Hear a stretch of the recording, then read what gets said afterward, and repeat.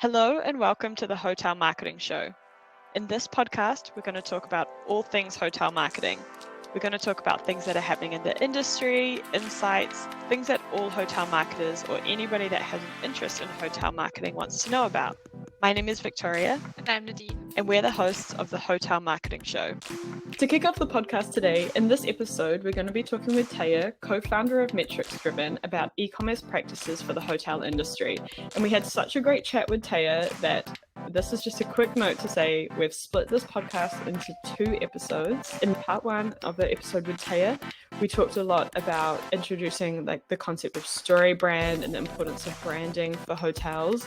In this episode, we talk more about how hotels can measure the success of the things that Thea is talking about in the first part of this episode. Both parts are equally amazing, first of all. I think that our session with Thea was just so nice because she really is a true expert when it comes to hospitality, and it was just a real pleasure to have her here. So there's just so much more. Here's part 2 of the episode we recorded with Thea.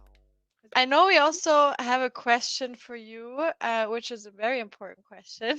It comes to the bottom line of things, I think, for a lot of people. It's like, okay, but how do I measure the success, or where do I start? Because I think in a lot of conversations we're also having, there are so many different measurements and KPIs and numbers and just so much. What are some of the important things that you should have a focus on when it comes to growing your strategy? That's a very, very complicated question because we will challenge you on the podcast.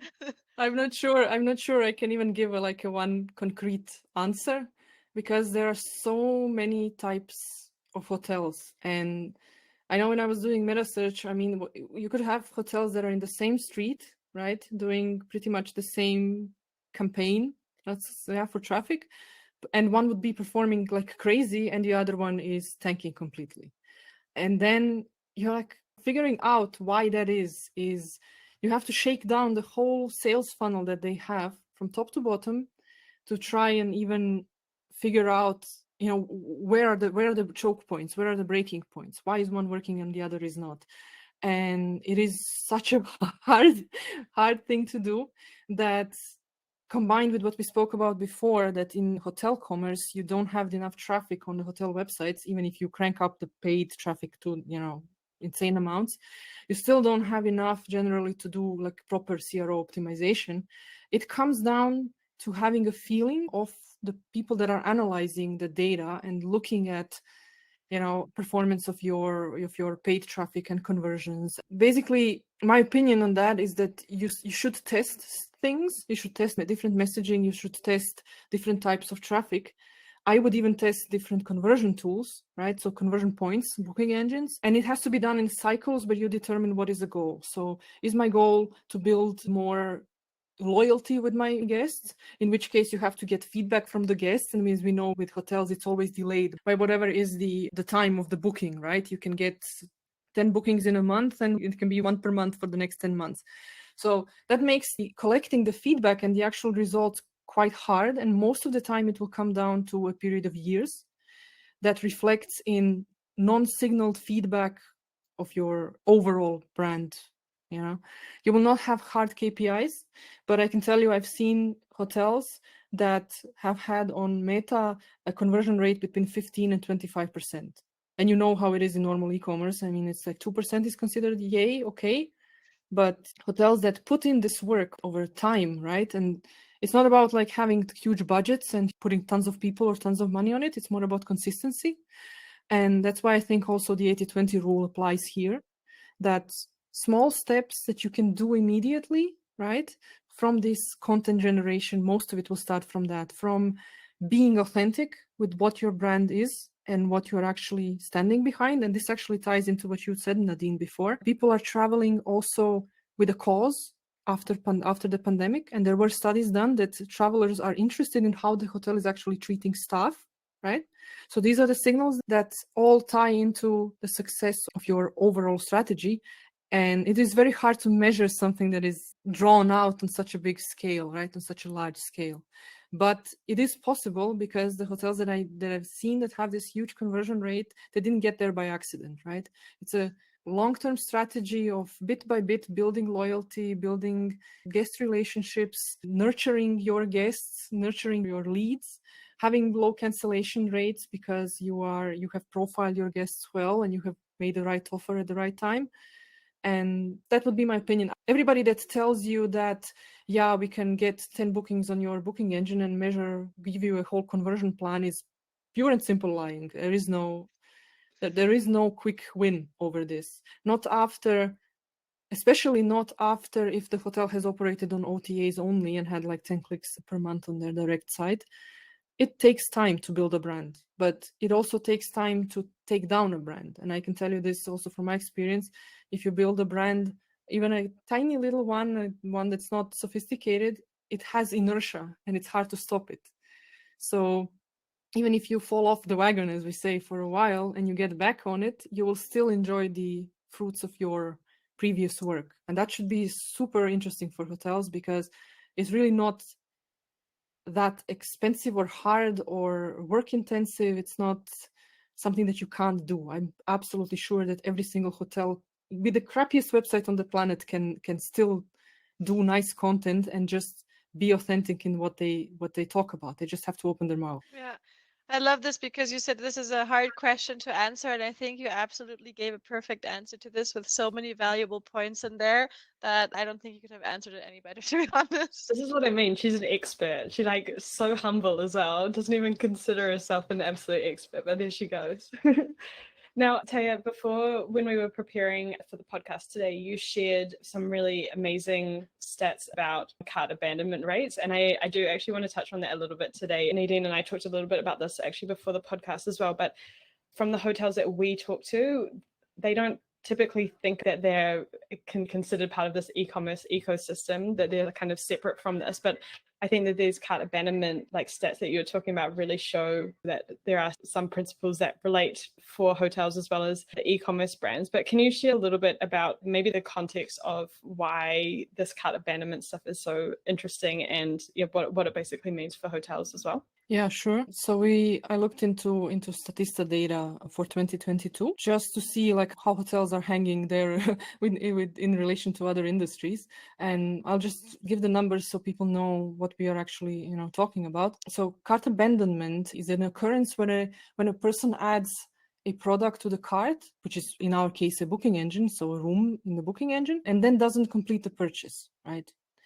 And it's a big thing in normal e-commerce, and the normal rate, let's say like overall industry rate of cart abandonment is around just under 70%. Yeah. On the Statista data that I found, hotels have a 80% cart abandonment rate, and they are actually not the worst. They're not the best. They're not the worst. The worst are actually cruises and ferries with a 98% cart abandonment rate. Now, that's like a random number, right? But let's if we take away all the other industries and you have like mobile providers are number 2, airlines are number 3, luxury items in general are number 4, it's 87%. What that means is that like 80% of the people that have already come to your hotel and are trying, have for some reason already checked the room and the rates, have decided not to book. Now, understanding what the reasons are for this are quite complex. I mean, there was a study also done in 2018 when they looked in like what are the reasons for cart abandonment rates, which probably changed since then a little bit after COVID. But back in normal e-commerce, it was that the prime reason for 63% was that shipping cost too much. So that's for items, right? The second one was discount code doesn't work. This is something we might see in booking engines, actually, because a lot of them have, coupons capability. And then we had stuff like order takes forever to ship and then have to re-enter their credit card info, which is another one we might see in booking engines in the way that people might be researching a hotel. They might find the room and the rate. And then instead of offering the guest to keep the data saved for their cart, which means that the room and the rate stays and the date, right, that they selected stays in their cart, people just drop off out of the booking engine and then they're basically back to square one in researching rates and probably ending up on an OTA or some other point of purchase. So there are a few strategies, and this is something where we can be really practical. There are a few strategies that you can deploy for this, and it has to be a functionality mostly, well, it can be in your either in your booking engine or in your engagement widgets on the site. So what you need to have in order to tackle this is you need to get the guest to leave you some form of contact data, right? Usually it's an email. So if they decide to leave, you can have exit intent modes where the user basically literally moves the mouse to close the tab that they're on, and a little pop-up pops up and says, hey, would you like to drop your email? And we will send you the information about your booking, and you can continue next time when you want to continue, right, your booking process. What it actually means is that you get, even if the guest doesn't book at that point, by capturing the user data, you get their information, your contact information, and you can nurture that lead. And in my personal opinion, which is, let's just say my thing that I've spoken about a few times before, I don't really consider a booking that is made without any payment being processed at that time. So a booking that is on a refundable rate with some cancellation policy that enables the guest to cancel without penalties, and there was no payment made by the guest. I consider that a lead. I don't even consider it a booking. Yes, it's a booking in your PMS, but it's not really a secured sale, and it still needs nurture. So this is a similar kind of thing, in my opinion. And if you manage to capture the guest information in one of these ways, so your widget might detect that the user is leaving and pop up a, hey, drop us an email and we will send you your booking information, we will send you a discount code, something like that. It enables you to nurture this lead, and then you can have your email automation tool engage this lead over a sequence of emails, and basically over a period of time, you can use this cart abandonment rate to nurture leads into coming back and giving them special, opportunities like discount codes or upsells or special amenities. Basically, you have everything you need to convert that lead just by reducing the cart abandonment rate through nurture. So we are not speaking now about making the guest book immediately, but we're speaking more about making the guest drop into your nurture program, which then again comes down to your messaging, and you have to explain to them why they would want to finish that booking. And then it gets tricky. Then it becomes skill in crafting the copy and in crafting the content that you will serve to them and the offer that you will give them that will actually make them come back and finish the booking at your hotel. That's great. I think that's so good. And I love how you said as well, it is really practical and it is really actionable. So I hope everybody was taking notes, and if you didn't take notes, rewind and go back and listen again, because I think that's absolutely brilliant stuff. And I think also when you're talking about nurturing, the story brand that we talked about a bit earlier as well really plays so strongly into that as well, right? So being able to show the guests what's in it for them, not just what's in it for you as a hotel, but actually thinking about your end user as well. So we're heading into the last couple of questions now. So the second to last question I'll ask, and then it's going to go over to Nadine with, I think, probably Nadine's favorite question that she asks all of our guests. But before we get to that one, my question for you is, where do you think hotel e-commerce is going? And do you have any predictions of what the future looks like for the hotel industry for e-commerce? I think in the short term, it will be the same as after the last financial crisis. I don't know if you guys were around then, but there was a big bounce back of OTAs, which we see already, because Booking.com recorded a 10 billion revenue number in 2021, and in 2019 they were at 15. So they're bouncing back. And I think that's pretty normal, because now everybody is basically taking any kind of traffic they can, any kind of guests, they're recovering revenue. They're still not sure if COVID comes back in the winter, right? There's not a lot of selection now. But I think as security comes back a little bit, I think hotels will, because they were forced to think more about technology around through COVID and also afterwards with the staff shortages and all of this, the consciousness around automation, around, how technology can help with not just replace, I'm not saying replace staff, but keep your staff sane, because, if they're overworked, they are not effective. Your service level won't be what you want it to be. And after all, it leads to burnout of staff. I think that hotels will kick back into this mindset of, okay, now we can survive. We see that we are floating. What can we do now that actually deploys what we learned over this whole process and creates better processes ongoing? Because if you think about it, over COVID, if you remember the beginning of COVID, OTAs and all these other resellers lost so much trust with guests that basically it was a huge reshuffle of the whole mindset of travelers, right? And that's now a huge opportunity. And I think, I'm sure that hoteliers are A, resilient enough and B, smart enough to use this opportunity. And with the reshuffling of staff, you also had a lot of managers change positions. You have this new generation that are coming into leadership positions who have a completely different mindset than the old school. And before COVID, it was quite hard to push out the old school out of the hotels, right? Now you have people who are technologically a little bit maybe more literate, and at some point, like, the level of interest in better processes and in better technology deployed in hotels won't drop to the 2019 levels. It will stay at some higher level going onwards. And all of this, I think, results in understanding the value of brand. I actually looked into it's actually super interesting. So on Statista, let's just mention this because people will. This is super interesting. So they did an analysis of the leading technologies adopted in hotels worldwide as of, it was November 2021, right? And then they looked like how many hotels implemented which technology prior to the pandemic, how many went and implemented during the pandemic, and how many plan to implement what type of technology in 2022, right? So guest surveys were the top implemented by percentage prior to the pandemic. It was 74.5%, and only 4.4 hotels plan to implement it in 2022.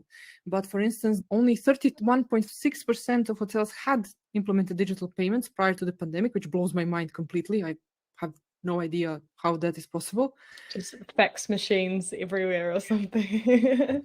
Yeah, it is like, I can't. I mean, I know that hotels take, credit card details over the phone and everything, but I didn't know that it was still that widespread. And then in 2022, digital payments are actually they have the highest percentage of how many hotels plan to implement that, at 14.3%. No, actually, mobile keys are the highest one. Sorry about that. I misread the number. It's tiny, but it's still, more than any other tech. And the other tech that they have here is in-room tech, guest messaging automation tools, self-service check-in, mobile keys, and chatbots. So basically, hoteliers are looking at things that make it easier for the guests to manage self-serving payments, self-serving rooms, which makes total sense if you know how hard it is with their staffing issues now. But I find the statistics like super, super interesting because it shows a lot of interest in deploying new technology. And that's something we haven't seen in ages in the industry, if, we've been around a little bit longer. Yeah, I think that's really cool. And I think it's also interesting to see as well, like you're saying, like finding these technologies that are supporting existing things that are in place, or like supporting the stuff that are there rather than necessarily reinventing everything. But it's like, yeah, bringing older things up to maybe like new kind of, like maybe even like standards that we see already outside of the hotel industry as well. So it's not something that's completely new, but it's like things that, are happening in other industries already. Oh, I'm a huge fan of carryover from one industry to the other. That is the best thing that can happen, is that somebody comes from, like, now Revolut entered the travel, right? Travel sector with their cashbacks and trying to get travel. A lot of fintechs are going in there as well. That's the best thing that can happen, that somebody from outside comes in that is not burdened by whatever dogma it is. You can't connect PMSs, you can't do this, whatever. And then they just say, hold on a minute, I mean, we can do it by completely some weird way that nobody thought about, and they just come in and they just blow everybody away. That's the best thing that can happen to an industry like this. So yeah, I feel like that's a whole new episode we have coming there. I want to hear just one more interesting thing that I found really good for us that are in, building tiny little startups and companies and stuff. They give us all the statistics. No, this is a good one, because it says Statista estimates that the market size of the smart hospitality sector in 2020 versus what they expect it to be in 2027, it goes from 13.9 billion in 2020. So smart hospitality sector, right? To 2027, they expect it to be at $58.1 billion. Whoa. Yep. That is more than 3 times the growth of this industry that we are in. And it is a huge, huge optimism factor, I think, for all of us, right? That is And a that's something powerful statistic, I have to say. If you think about all the things that are yet to come, exactly. it's amazing to think about. My favorite question. Just before you move on, I just want to say, Taya, they were great statistics. Thank you very much for bringing those. Those are brilliant. Yeah, my favorite question, even though I kind of feel bad for asking this one because it was just so much great content and so many great things here. But if there are 3 takeaways that you could give a hotelier after listening to this episode, what would those 3 key takeaways be? Oh, God. Okay. Yeah, tricky one. You're asking to summarize from somebody who can't remember what you said 5 minutes ago. Yay. Give it your best shot. I would first say that they should be and stay optimistic, because after surviving the last 2 years, like, there's only optimism ahead, right? And it can be in tech, it can be in all of this stuff that we talked about, it can be in, they see traffic and all of this. And I know that it's hard for them right now, but I would say that they can and should think forward. The second thing I would say is to find good partners to help you along with that, because you really don't have to do this stuff on your own, only on your own, and you shouldn't, because nobody, very few people manage to get from 0 to 100 on their own, and usually it's by pure blind luck, not by, like, skill or whatever. And the third one, oh geez, I don't know. We can let it slide and just say those 2 main takeaways. Yeah. And then Victoria is going to pop a statistic on there as well, and then we're good. Yeah, brain mush. Too hot. Sorry. Well, it's 35 degrees. No, that's great. I think, like, there's so much amazing stuff that we covered today. So thank you so much, Thea. I really, really appreciate you sharing all of your knowledge with us today. Thank you very much for having me, and it was a pleasure as always. That's awesome. And one new thing that we're going to start doing is, Thea, is there something that you like? Do you have anything that you want to shout out or promote while we've got you here on the podcast? We were actually thinking of offering Hotel Champ clients some of our rate scrapes for free, because it's something I have to actually explain what it is. So we've built a rate scraper that can fetch the rates of any hotel worldwide. So if you want to see what your rates look on every OTA that we can find, which is usually 50 plus OTAs for the next 6 months, and any hotel that is your competitor, so for Hotel Champ clients, we can make 5 scrapes, so each like for one hotel. You can reach out to Victoria or to just arrange that. And the idea is, what we do is you will see your pricing as it is, as what you think it is on the OTAs, but you will also see if anybody is undercutting your rates and if you're being sold at some weird point in time for the next 6 months on a rate that you shouldn't or wouldn't want to have out there. So that's something that I would happily offer to Hotel Champ clients. That's awesome. That's very cool. Yeah, so if anybody is interested in that, then just send us a message at welcome@hotelchamp.com and we can put you in touch with Thea and the team there. Amazing. This was awesome. Thank you so much, Thea. This was such a great session. Thanks. Awesome. Well, thank you so much. And for those of you listening at home, please share your thoughts with us. If you think there's anything else that we've missed today, or if you have any questions about any of the topics that we've covered, please get in touch with us at welcome@hotelchamp.com, and make sure to follow Hotel Champ on all of your favorite social media channels. Stay tuned for more episodes in the future. Take care of yourself. Have a great day, and bye-bye. Bye. So that was part 2 of our episode with Thea from MetricsDriven. And if you haven't checked out part 1 yet, I definitely recommend that you go and check it out, because it's a great episode and you definitely don't want to miss that.